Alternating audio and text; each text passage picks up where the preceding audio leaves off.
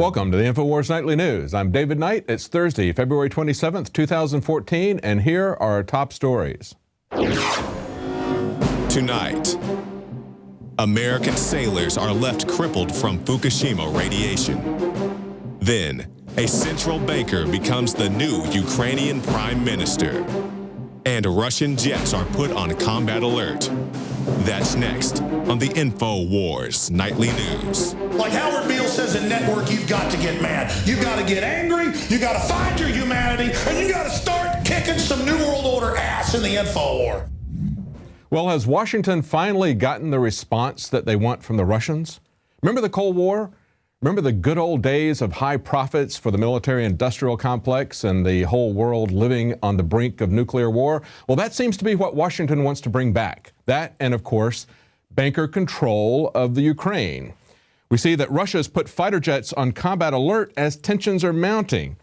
Paul Joseph Watson reports Russian fighter jets along the country's western border have been put on combat alert as tensions mount over fears that Moscow is preparing to intervene militarily to protect its interests in the Ukraine. They're saying constant air patrols are being carried out by fighter jets in the border regions. Yesterday, a snap drill involving 150,000 troops was announced that it would take place in western Russia. And of course, Moscow has also announced plans that it's going to have a massive expansion of its global military presence with a number of new bases in countries like Vietnam, Cuba, remember that? Cuba base, Venezuela, Nicaragua, and Singapore. It's significant because Russia currently only has one naval base outside the former Soviet Union in Tartus, Syria. And of course, they're attacking their military access, their naval access, through the Crimea. What do they think they're going to get from the Russians? Well, we know what they think because we had Victoria Nuland, the Assistant Secretary of State for Europe and Eurasian Affairs at the State Department in the U.S.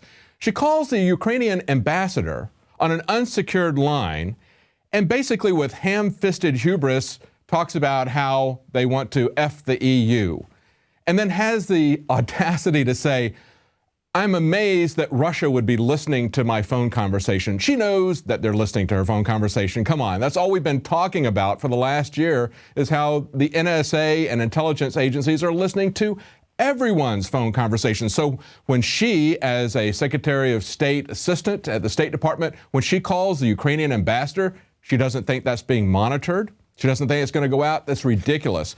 Now, of course, today she's talking about Yat. That's right, Yats, her newfound friend in the Ukraine. He's a central banker that's now been appointed as the prime minister of the Ukraine. According to Kurt Nemo, he says a reshuffled Ukrainian parliament that's been installed after a coup last week has voted to appoint Arseniy Yatsenyuk as the new prime minister of the company, or she calls him Yats. I guess I'll call him Yats too, since that's kind of a difficult name to pronounce. But it says, this is the way Bloomberg reports this. They say, Ukraine is on the brink of bankruptcy and needs to be saved from collapse. And Yats has a strong economic background. In other words, that's code word for, yeah, he's a banker. That's a quote from the Heritage Foundation talking to Bloomberg. Now, the IMF is stepping in. They're going to offer $35 billion to the Ukraine. This is the way they're going to enslave them. Russia was only giving them $15 billion, but the IMF is going to offer them $35. It's very much like the offers you get right after you graduate college. You know, they want all these credit card loans that they're going to extend to you. They need to look at the terms. They need to look at what the IMF has done to destroy democracy in Greece and Italy, taking out duly elected people and putting in Goldman Sachs bankers. They're going to loot the country of the Ukraine. And at the same time, the U.S. State Department and the military-industrial complex see a way that they can revive Cold War tensions and create yet another new profit center for the military-industrial complex. They lost the Cold War profit center when Russia collapsed, and then they started the police state, the terrorism state profit center. Now they're going to go back and re-add the Cold War profit center. It just keeps following the money. Follow the money and see what these guys do. That's what this is about.